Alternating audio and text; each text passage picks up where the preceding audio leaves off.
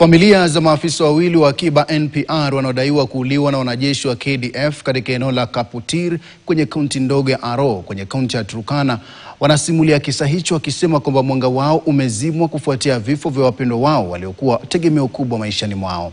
Aidha, viongozi wa kaunti ya Turkana wamelaani vikali kitendo hicho, kama mwanahabari wetu wa Turkana Mike Ekutan anavyoarifu zaidi akiwa Kaputir.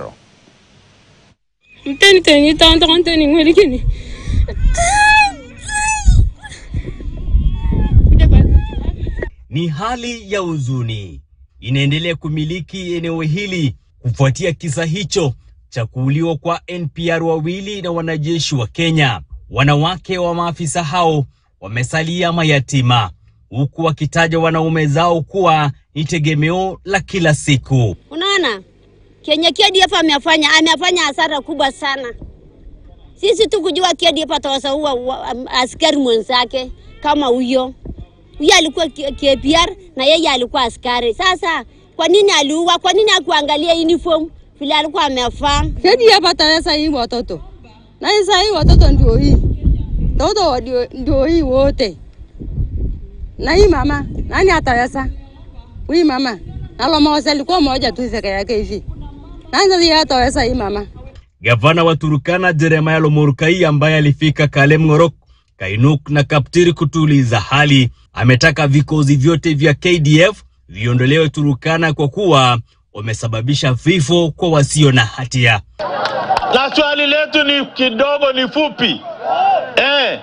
Hawa NPR wetu walifanya nini mpaka ikawalazimu kufa bure, na walikuwa wanachunga rasilimali ya serikali na kufanya patrol? Kwani NPR walipewa bunduki kufanya nini?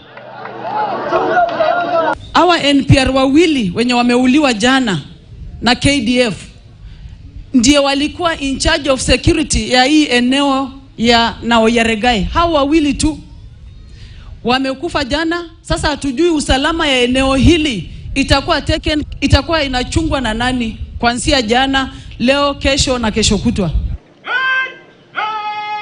Kwa kipindi cha wiki moja sasa, Turkana Kusini imeshuhudia utovu wa usalama.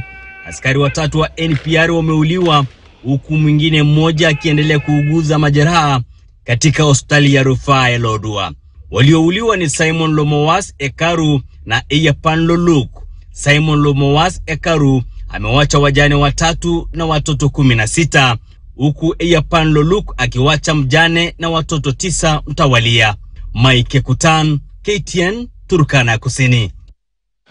Na mtazamaji, kwa taarifa hiyo kutoka kaunti ya Turkana ndipo nakamilisha taarifa zetu za Mbiu ya KTN leo hii. Jina langu ni Sam Amani, mwenzangu kwa lugha ishara amekuwa Pretty Janet. Weekend